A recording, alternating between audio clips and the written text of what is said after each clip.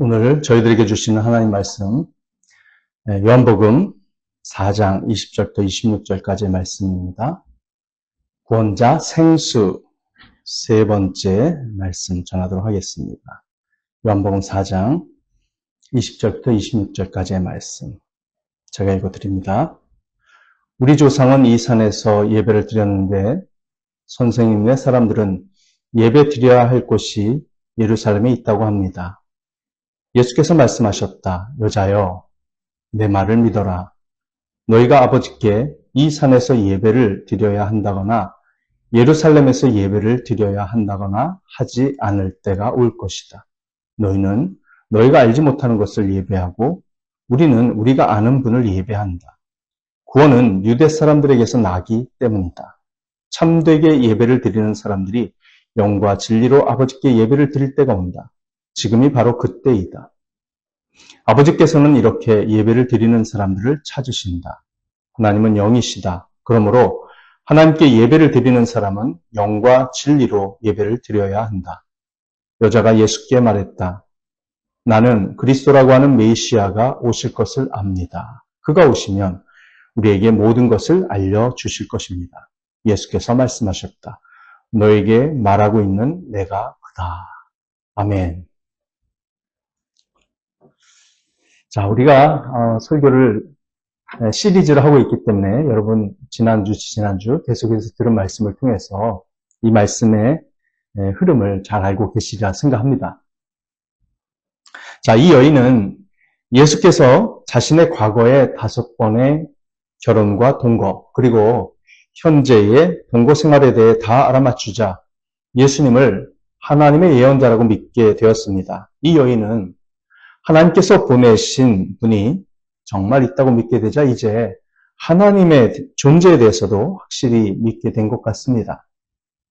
그러자 이 여인은 새삼스럽게 예배에 대한 관심으로 대화의 주제를 바꿉니다. 이 여인이 예수님께 예배의 장소에 대한 사마리아인과 유대인의 주장에 대하여 어느 것이 맞냐고 묻습니다. 이 여인이 사마리아인들과 함께 그럼 그리심산에 가서 예배를 드리고 있었을까요? 네, 확실한 것은 알 수 없습니다. 왜냐하면 자신의 떳떳지 못한 결혼생활 때문에 우물에서 물을 길어오는 것도 사람들을 피해 무더운 대낮에 하려던 여인이었으니까요. 아마도 1년에 몇 차례밖에 없었던 그 사마리아 성전 예배에도 참석하지 않았을 수도 있습니다.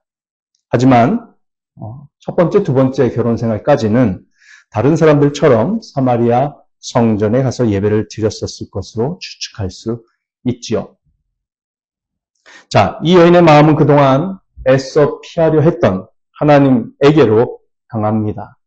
이 여인은 다시 하나님과 올바른 관계를 맺어야 한다는 것을 느낍니다. 이 여인은 하나님과 올바른 관계를 맺는 것이 바로 예배의 문제라는 것을 잘 알고 있습니다. 하지만 이 여인은 예배의 장소에 대해 확신이 없습니다. 올바른 예배 장소가 사마리아인의 그리심산 성전인지 아니면 예수님과 같은 유대인의 예루살렘 성전인지 이 여인은 잘 모릅니다. 우리는 이 본문을 통해서 지금까지 전도의 여러 단계를 생각해 왔습니다. 먼저 상대방에게 겸손하게 다가가야 하죠. 그 다음에 그에게 하나님의 자비와 영생의 선물을 소개해야 합니다. 그 다음엔 그 사람이 자신을 죄인으로 인식하고 회개할 수 있도록 해주어야 하죠. 그래야만 주저함이 없이 확신으로 예수님을 믿을 수가 있는 것입니다. 그리고 다음 단계로서 오늘 이 주제는 반드시 전도할 때 다루어져야 합니다. 한 사람이 예수님을 만나고 믿고 영생을 얻으려면 하나님께서 받아들일 수 없는 예배는 버려져야 합니다. 다시 말하면 그 전도 대상자가 지금까지 예배라고 생각해왔던 그것이 하나님께서 생각하시는 예배가 아니라면 그런 예배에 대한 생각은 버려야 구원받는다는 것입니다. 이 말씀을 듣고 계시는 여러분께서 정말 구원을 받으신 분이라면 하나님께서 받으실 수 없는 예배는 반드시 여러분이 버리셔야 합니다. 아무리 신앙생활을 오랫동안 했어도 예배를 바라보는 잘못된 방식은 버려져야 하는 것이지요. 자, 이 여인이 예수님께 물었습니다.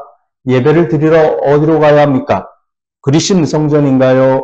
예루살렘 성전인가요? 예수님께서 말씀하셨습니다. 24절이죠. 하나님은 영이시다. 그러므로 하나님께 예배를 드리는 사람은 영과 진리로 예배를 드려야 한다. 여기 예수님의 말씀에서 우리는 매주 우리의 예배 시간 첫 부분에 선포되는 말씀을 발견합니다. 이 말씀은 예배에 대한 모든 질문에 있어서 가장 결정적인 대답이며 그리스도인들이 영원히 기억해야 할 말씀입니다. 이 여인은 예수님께 이렇게 물은 것 같습니다. 당신이 예언자라면 내 비판에 대답을 좀 해주세요. 나는 하나님께 올바른 예배를 드리고 싶습니다. 우리 사마리아인들은 그리심산을 성전으로 삼고 거기서 예배를 드려야 한다고 하는데 당신네 유대인들은 왜 예루살렘 성전에서 예배를 드려야 한다고 말하는 것인가요? 이 여인은 예배의 외형적 형태에 대해 비난합니다. 이 여인은 양쪽 장소의 예배에 대한 자신의 비판적 견해 때문에 어쩌면 어느 쪽의 예배에도 참석할 수 없다고 불평하고 있는 건지도 모릅니다. 그에 대한 예수님의 대답은 무엇입니까? 두 장소 다 예배의 장소나 예배의 형식으로서 아무 의미가 없는 때가 온다고 말씀하십니다. 하나님께서 받아들일 수 없는 예배는 버려야 한다고 주장하신 것입니다. 이 여인은 예배에 대한 그 중요한 진실을 알아야 했습니다.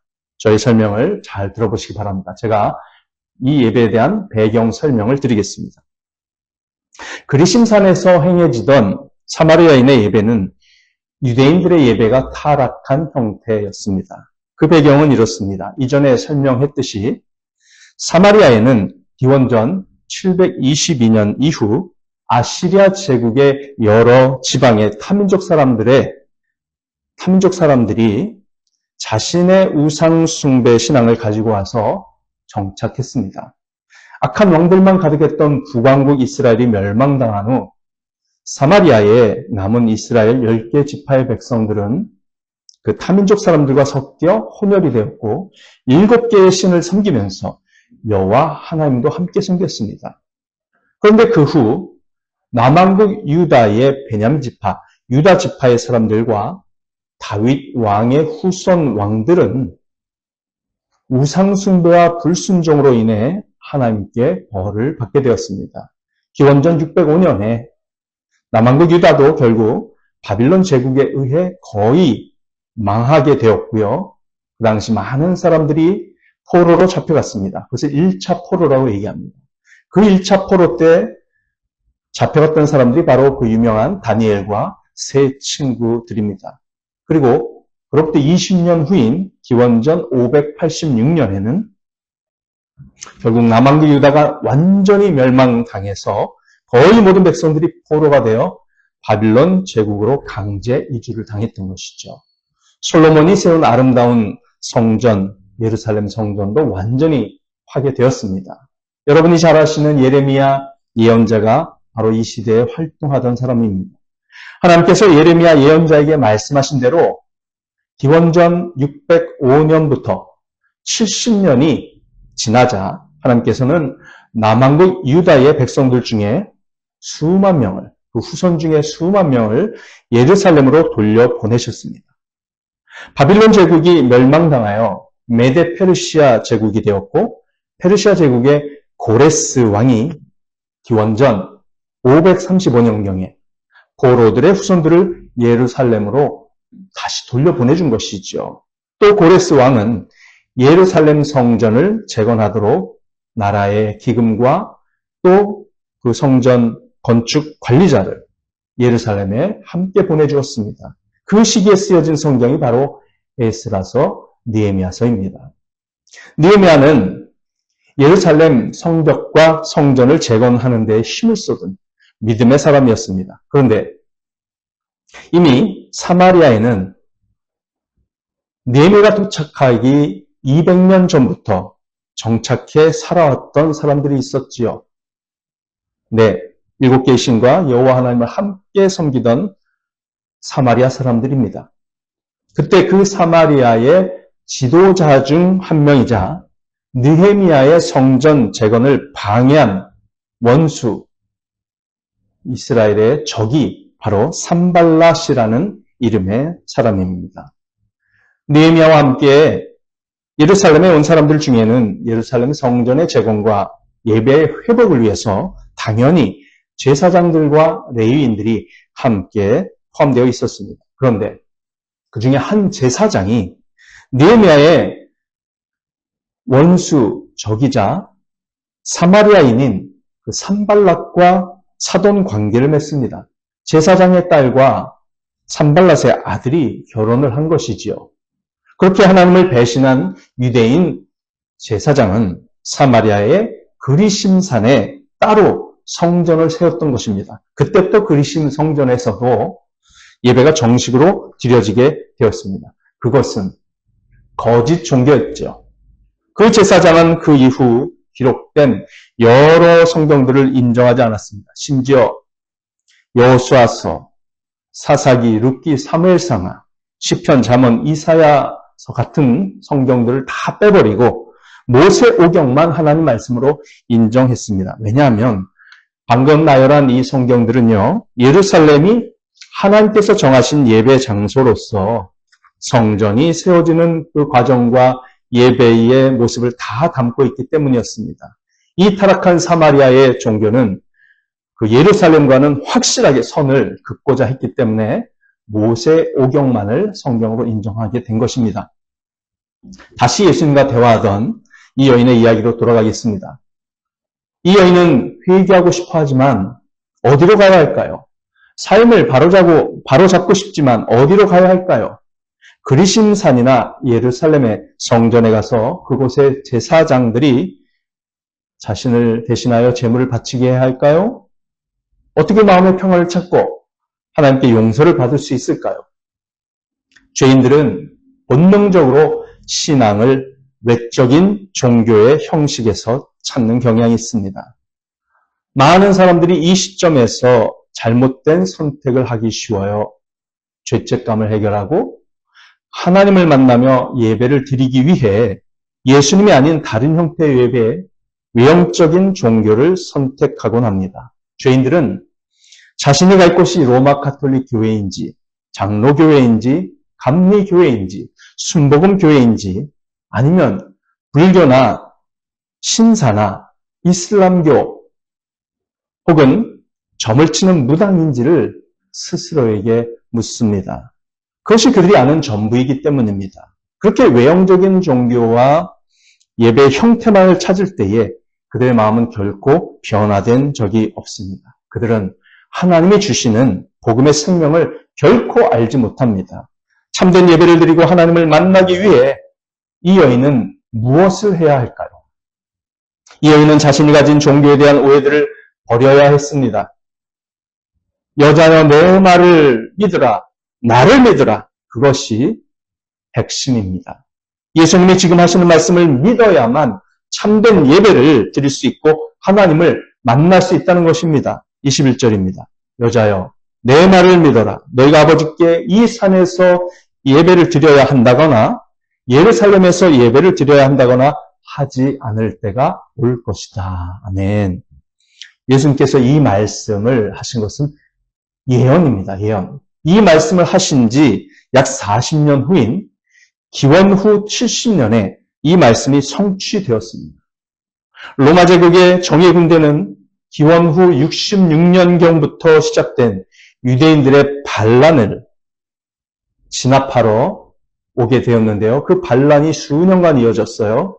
그 반란이 끝날 무렵에 쳐들어와서 예루살렘을 파괴하고 마침내 기원 후 70년에 성전을 완전히 무너뜨렸습니다. 돌 하나도 돌 위에 남기지 않고 완전히 다 부수어 버렸습니다. 예루살렘 성전의 예배는 그때부터 2000년이 지난 지금까지 중단된 것이에요. 그리고 로마 군대는 사마리아 지역으로까지 올라갔습니다.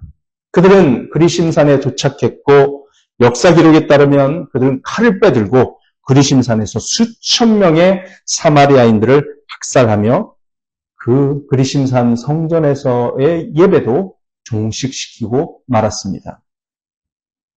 예수님은 그러한 일이 다가오기 40년 전에 이미 예언을 하셨고 십자가에서의 죽음으로 먼저 그러한 성전 예배를 폐지하신 것이에요. 이 여인에게 하신 예수님의 답변은 매우 중요한 답변입니다. 여러분 주의 깊게 들으십시오. 참된 예배는 장소를 요구하지 않습니다. 참된 예배의 핵심은 장소도 예식도 아닙니다. 그것이 참된 예배의 요소가 아니에요. 참된 예배는 항상 하나님을 사랑하고 하나님을 존중하며 하나님께 순종하고 마음으로부터 하나님을 섬기는 것입니다.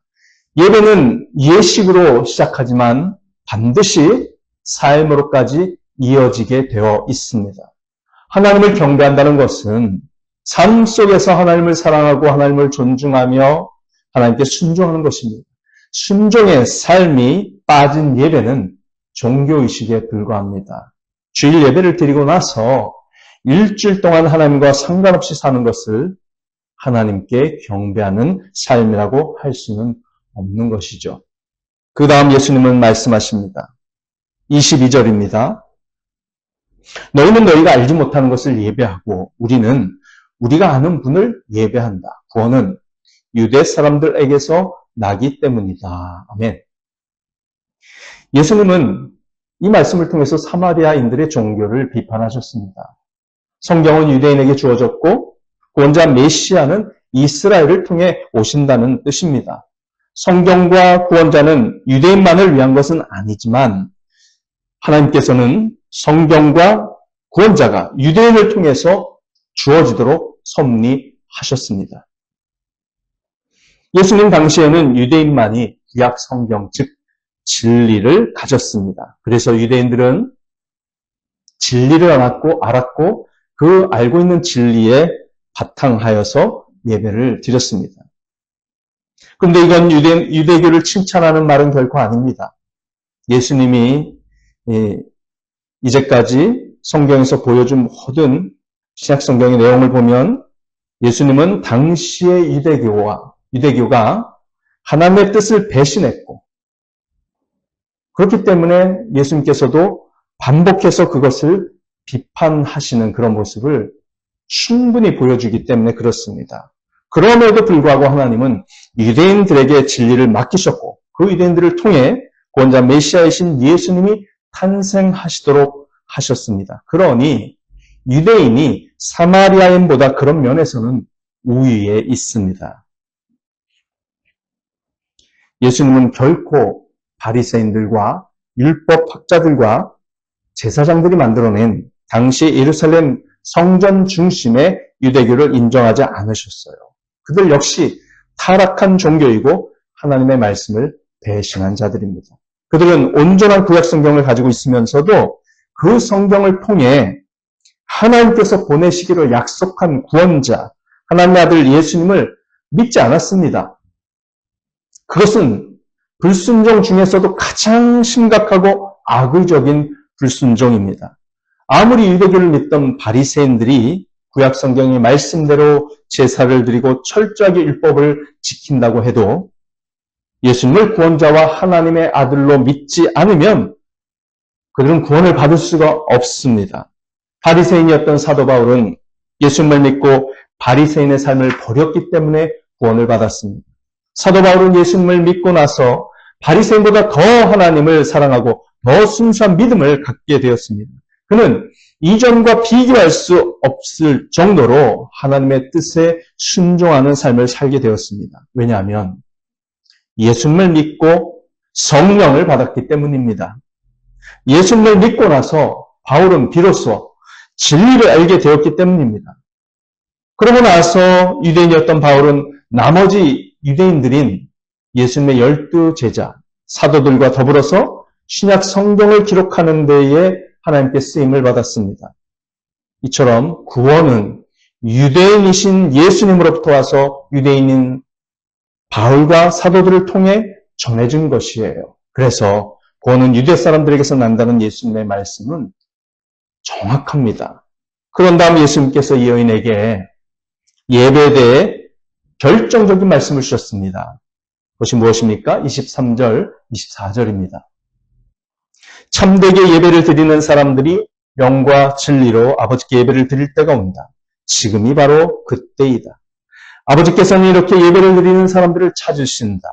하나님은 영이시다. 그러므로 하나님께 예배를 드리는 사람은 영과 진리로 예배를 드려야 한다. 아멘. 참되게 예배를 드리는 사람들은 더 이상 장소나 건물에 매이지 않게 될 것이라는 말씀을 주셨습니다. 참된 예배는 영과 진리로 하나님 아버지께 드리는 예배이기 때문이지요. 예수님은 이 여인에게 말씀하시던 지금이 바로 그렇게 예배를 드릴 때가 온 것이라고 선언하십니다. 그리고 하나님 아버지께서는 그런 예배를 드리는 사람들을 찾고 찾으신다고도 말씀하셨습니다. 하나님은 영이시기 때문에 하나님께 예배를 드리는 사람은 영과 진리로 예배를 드려야 한다는 위대하고 기념비적인 선언을 하셨습니다. 이것이 무슨 뜻인지 제가 풀어서 설명을 드리겠습니다. 이 세상에서 가장 위대한 예배를 하나님 아버지께 드린 사람은 누구였을까요? 노아, 아브라함, 다윗, 이사야, 아니면 다니엘? 누구입니까? 그들이 아닙니다. 바로 예수님이십니다. 예수님은 영과 진리로 하나님을 예배하였습니다. 요한복음 3장 34절을 우리가 지난번 배웠죠? 34절, 하나님께서 보내신 이는 하나님의 말씀을 전한다. 그것은 하나님께서 그에게 성령을 아낌없이 주시기 때문이다. 아멘. 예수님은 원래 하나님이셨기 때문에 현존하던 인간 중에 성령님과 가장 가까운 분이시며 성령의 감화력과 능력을 아낌없이 하나님으로부터 받으신 분이십니다. 그래서 예수님은 하나님의 말씀, 곧 진리만을 전하셨어요. 예수님은 영과 진리로 하나님을 예배하신 분이셨습니다. 그에 대한 가장 결정적인 증거가 바로 예수님께서 인간이 되셔서 십자가에 죽으신 그 순종입니다. 예수님은 그런 순종의 방식으로 하나님 아버지께 예배를 드리셨습니다. 예수님의 그 순종이 역사상 이 세상에서 가장 위대한 예배였습니다. 왜냐하면 예배란 하나님의 성품과 능력의 위대함을 찬양하며 감사하는 것이고 하나님의 뜻에 순종하는 행동과 삶이 바로 하나님을 경배하는 것이기 때문이지요. 예수님께서 인간이 되셔서 십자가에 죽으신 것은 그 자체가 하나님 아버지의 위대하심을 드러내는 일입니다. 하나님께 감사하고 찬양하는 마음으로 가득했던 예수님이시기에 그렇게 순종하셨습니다. 또한 예수님은 하나님의 거룩한 뜻, 즉 죄인인 우리 인간들을 구원하시기 위해 친히 세상에 죄를 지신 어린 양이 되신 것이에요.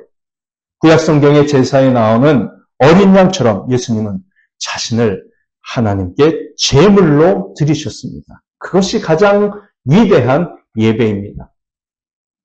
예수님보다 예배의 본질에 대해 더 잘 아시는 분은 없습니다. 그래서 예수님을 믿고 예수님께 순종하는 삶을 살 때만이 우리는 영과 진리로 하나님을 예배할 수 있습니다.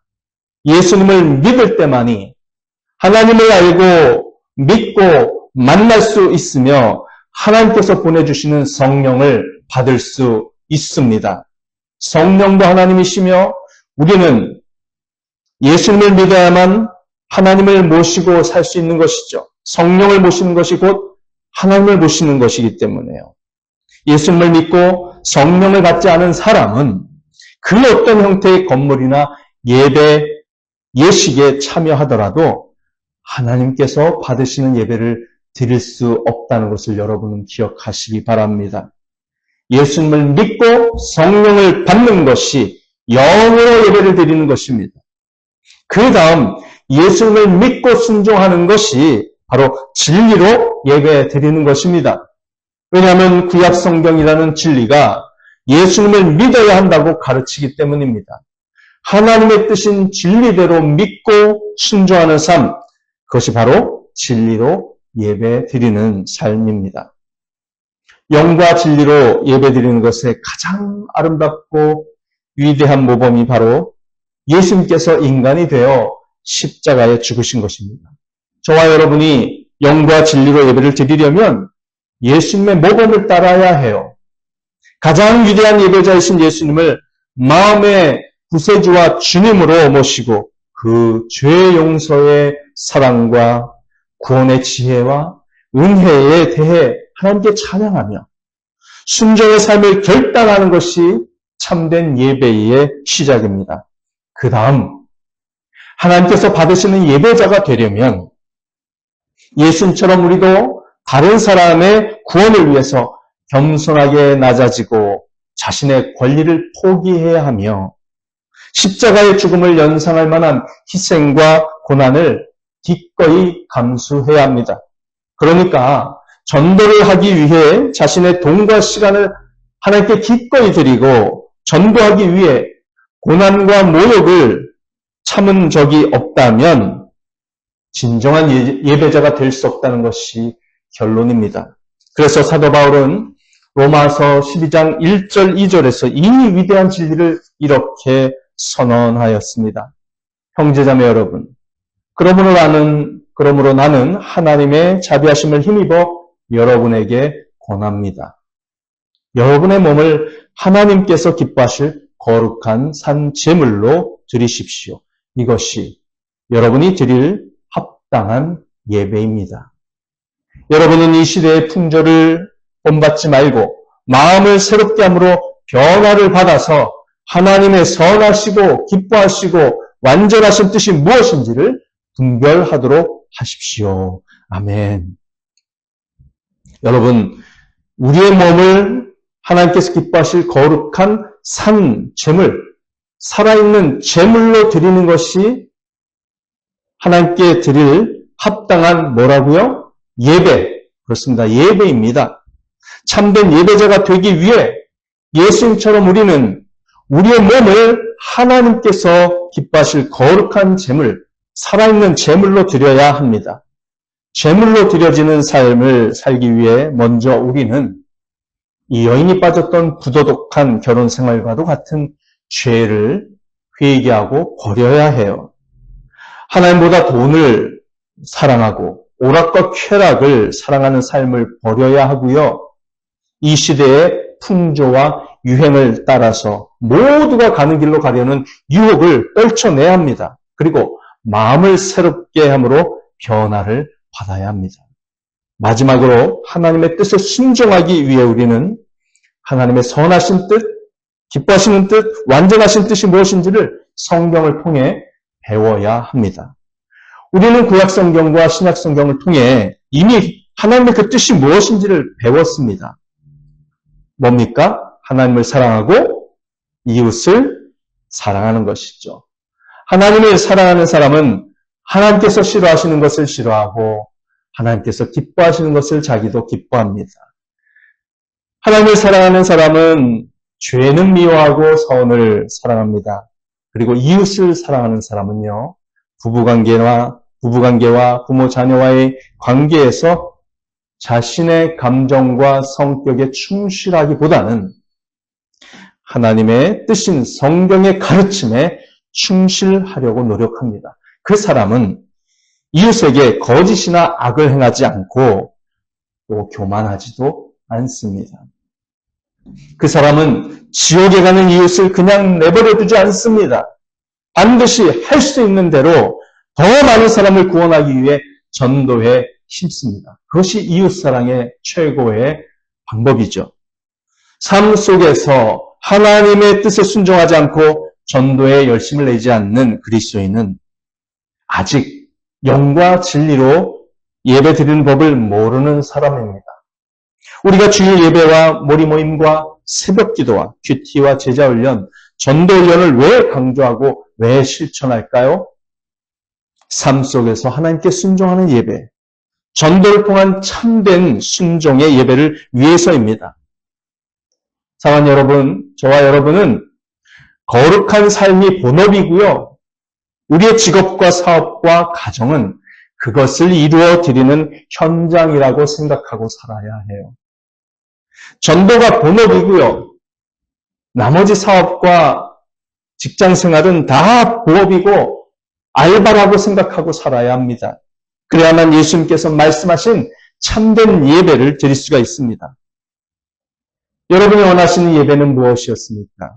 깨끗하고 넓은 장소에서 클래식한 분위기를 연출하는 음악이나 혹은 록밴드와 재즈를 연상하는 전문적인 악기 연주를 예배 시간에 선호해 오셨습니까?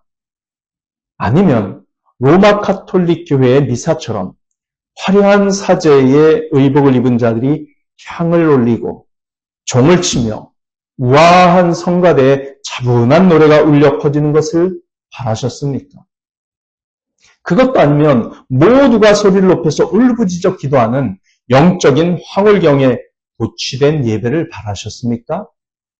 그 모든 것은 예배의 본질이 아닙니다. 예수님은 이 여인에게 말씀하셨습니다. 21절부터 24절의 이 내용은 다음과 같은 말씀으로 쉽게 표현할 수 있을 것이에요. 여인이여, 장소가 중요한 것이 아니다. 예배에 있어서 형식이 중요한 것도 아니다. 나를 믿으라, 내 말을 믿으라. 그러면 성령을 받을 것이요, 진리에 순종할 수 있을 것이다. 영과 진리로 예배드리는 자를 하나님께서 찾으신다. 하나님은 영이시니 눈에 보이는 것에 마음을 빼앗기는 예배를 드리지 말고 온 마음으로 예수 그리스도의 구원에 감사하며 하나님을 찬양하며 전도하는 일에 초점을 맞추어 살라. 이런 뜻이죠. 오늘 찬양 집회를 준비하고 연습하느라 고생한 우리 청년들에게 묻습니다. 여러분은 음악적으로 연습한 시간만큼 마음으로도 예수님의 구원에 감사하고 찬양하는 데 집중하기 위해서 시간을 내어 기도하셨습니까? 찬양 집회에 쏟은 열정과 시간만큼이나 가족과 친구에게 예수님의 복음을 전하기 위해 관심을 가지고 계십니까? 이 자리에 계시는 여러분들이나 저나 우리 모두는 이 똑같은 질문을 자신에게 던져야 합니다. 나는 예수님의 십자가의 구원에 진심으로 감사하는가? 나는 모든 삶의 우선순위를 거룩한 삶을 살면서 전도하는 일에 두고 있는가? 여러분이 누군가를 진심으로 사랑한다면 그가 지옥에 가는 것을 마음 아파할 것입니다. 눈물을 흘리며 기도할 것입니다. 그런 마음으로 전도하려는 사람은 그 사람에 대해서 인내할 수 있고 그를 위해 선한 일을 할 수 있고 계속 관심을 보이며 선물을 하고 봉사를 하고 교회로 초청하기 위해 온갖 노력을 아끼지 않을 것입니다. 우리가 오락이나 쾌락 등으로 시간을 낭비하지 않고 거룩하고 선하며 사랑이 많은 사람으로 바뀌고 싶다면 전도를 최우선 목적으로 삼는 인생을 살아야 합니다. 왜 그리스도인들이 성경을 읽지 않고 기도하지 않고 거룩한 삶에 실패하며 사랑이 없는 이기적인 삶을 살게 되는 것일까요? 바로 전도를 하려고 하지 않기 때문입니다. 예수님께서 모든 권리를 포기하고 인간이 되셔서 십자가의 죽음을 받아들이신 것은 우리를 구원하는 일, 우리를 전도하는 일을 위해서였습니다.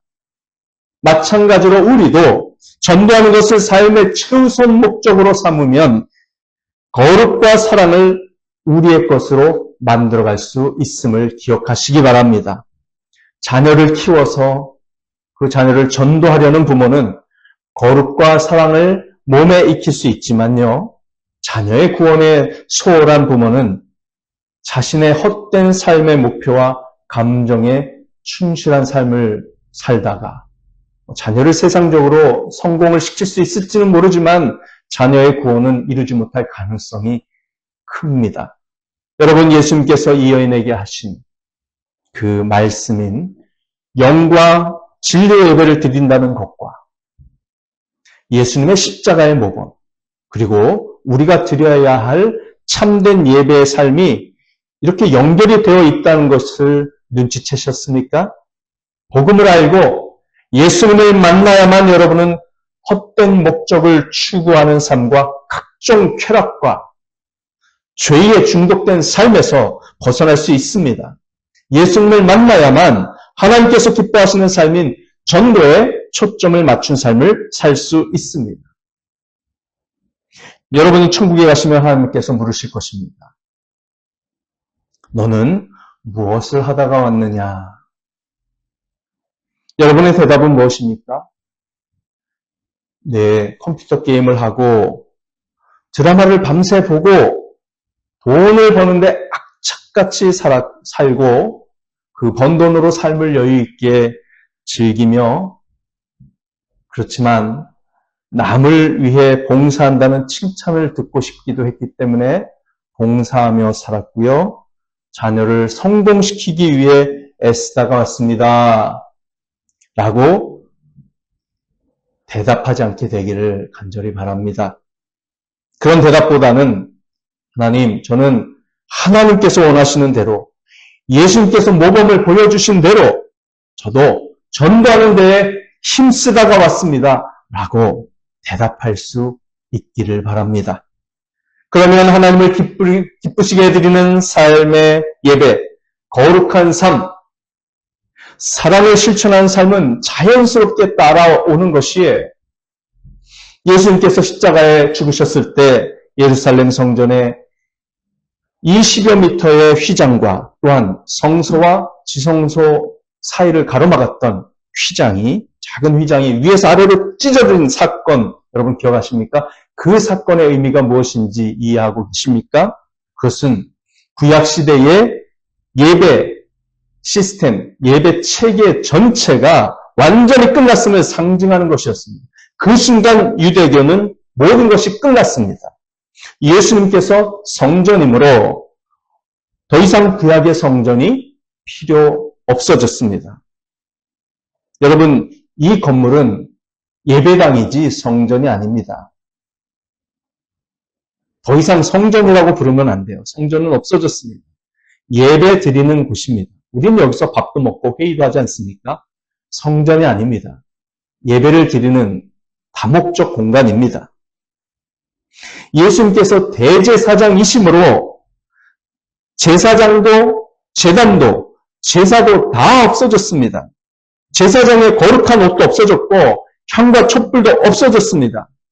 사마리아인들의 무지한 예배든 유대인들의 타락한 예배든 그 모든 것이 사라지고 지나가 버렸습니다. 이제 예수님을 마음에 모신 자들에게는 모든 장소가 성소입니다. 모든 그리스도인들이 사제, 즉 제사장들입니다. 베드로전서 2장 9절에 말씀하신 것처럼 우리는 왕같은 제사장으로서 예수 그리스도의 구원의 복음을 전하라는 위대한 사명을 부여받았습니다. 그래서 전도가 본업이라는 것입니다. 여러분, 예배는 음악이 아닙니다. 예배는 하나님을 사랑하는 것입니다. 예배는 하나님을 존중하는 것이에요. 예배는 하나님이 누구신지 알고 그분을 경배하며 그분께 순종하고 그분의 이름을 우리의 삶의 거룩한 방식으로 선포하는 것입니다. 음악은 그러한 경배를 표현하는 한 방법일 뿐입니다. 여러분, 마지막으로 한 가지만 강조하겠습니다. 예수님께서 이 여인의 이 모든 것을 이 여인에게 말하자. 이 여인이 예수님께 이렇게 말을 합니다. 요한복음 4장 25절 26절이에요. 여자가 예수께 말했다. 나는 그리스도라고 하는 메시아가 오실 것을 압니다. 그가 오시면 우리에게 모든 것을 가르쳐 주실 것입니다. 26절, 예수께서 말씀하셨다. 너에게 말하고 있는 내가 그다. 내가 그다. 너에게 말하고 있는 내가 그리스도이고 메시아이다. 이 말을 들었을 때 이 여인은 영적으로 눈이 완전히 열려서 예수님을 그리스도로 믿었고 참된 예배자가 되기 위해 그 이후로도 예수님과 많은 대화를 나눴다고 추측할 수 있습니다. 여러분, 그 여인이 참되게 예수님을 믿고 참된 예배자가 되었다는 것을 어떻게 알 수 있을까요? 그 뒤에 보면 예수님 앞에 이 여인이 물동이를 버려두고요.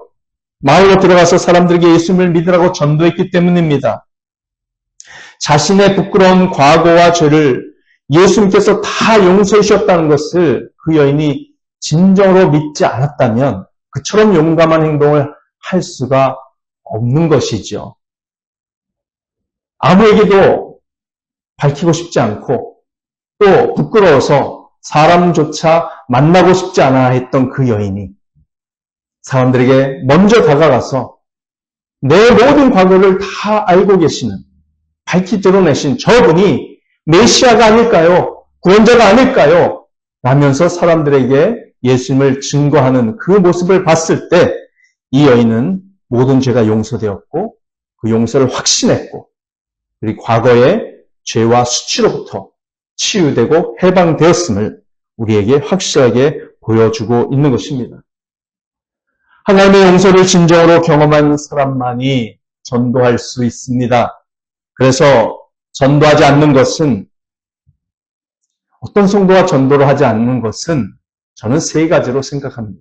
첫째는 아직 그 성도가 복음에 대해 충분히 알지 못하거나 아니면 겉으로는 굉장히 신앙생활을 열심히 하는 것처럼 보이긴 하지만 실제로는 다른 쾌락과 오락과 삶의 목적 때문에 전도하는 일에 대해서 불순종하고 있거나 그것도 아니면 전도에 대한 막연한 두려움이 있어서 선뜻 전도를 하지 못하고 있기 때문이다. 저는 이렇게 생각을 합니다. 저는 우리 성도들이 쾌락과 삶의 잘못된 목적 때문에 전도를 하지 않고 있다면 끝까지 따라가서라도 그 성도가 전도할 수 있도록 도와주고 자극을 줄 것입니다. 왜냐하면 그 성도가 하나님 앞에 상을 받아야 되지 않겠습니까? 그리고 어떤 성도가 아직 복음을 충분히 알지 못해서 전도하지 않고 있다면 저는 금식을 해가면서라도 그를 위해서 눈물로 기도하면서 반드시 예수님의 복음을 깊이 알고 예수님을 만나도록 돕고 싶습니다. 마지막으로 전도를 막연히 두려워하면서 하지 못하고 있는 성도들에게는 우리 교회에서 제공하는 이 전도 훈련에 참여하시도록 권합니다. 여러분이 전도 훈련을 받기만 하면 용기 있게 담대하게 또 체계적으로 이 복음을 누구에게나 어디에서나 어떤 상황에서나 전할 수 있게 될 것이기 때문에 그렇습니다. 사랑하는 여러분, 여러분이 하나님의 용서를 진정으로 경험한 참된 그리스도인이라면 이제 전도훈련을 받고 교회의 전도활동에 열심히 참여하십시오. 하나님께서 기뻐하시는 뜻인 전도를 삶의 목표로 삼고 본업으로 삼으십시오. 우리가 받은 존귀한 사명이기 때문에 그렇습니다. 나머지는 다 그 명령을 이루어드리는 과정과 부업과 알바라고 생각하십시오. 그러면 여러분의 삶은 예수님께서 이 여인에게 약속하신 끊임없이 솟아나는 생수와도 같이 하나님의 축복이 넘치는 삶으로 변할 것입니다. 변할 것입니다. 생수를 경험하는 삶은 복음의 감격을 누리고 우리가 하나님께부터 받은 사명을 이루기 위해서 한 영혼을 붙들고 눈물로 기도하며 섬기며 전도하는 그 복음 증거, 예수님의 증인이 되는 삶에 달려 있습니다. 기도하시겠습니다. 이 시간에 우리 하나님 앞에 간절히 우리 주님께서 주신 그 말씀을 생각하면서 감사의 기도를 드리고 또 회개의 기도도 드리고 결단과 결심의 기도를 드리면서 우리 하나님 앞에 나아가겠습니다. 기도하십니다. 하나님 아버지, 예수님께서 이 평판이 낮고 배척받아온 여인에게 다가가는 겸손과 놀라운 영생의 복을 약속하신 것처럼 우리에게도 그러한 은혜를 주셔서 감사합니다. 예수님을 믿지 않으면 하나님께서 받으시는 예배를 드릴 수 없고, 예수님을 전하지 않으면 하나님께서 기뻐하시는 예배자가 될 수 없다는 것을 가르쳐 주셔서 감사합니다. 이제 저희가 예수님처럼 순종할 때입니다. 전도를 삶의 목적으로 삼을 때 죄와 쾌락의 노예 상태로부터 자유케 되고 가장 값지고 거룩한 삶을 살게 될 줄 믿습니다. 예수님 안에서 우리에게 성령을 주시고 권세와 능력을 주신 하나님, 우리가 그것을 믿사오니 그 권세와 능력을 누리는 우리 아이노모리 교회 성도들이 되게 하여 주시옵시고 예수님의 증인이 되어 많은 영혼을 건져 구원할 수 있도록 사용해 주시옵소서. 예수님의 거룩하신 이름으로 기도드리옵나이다. 아멘.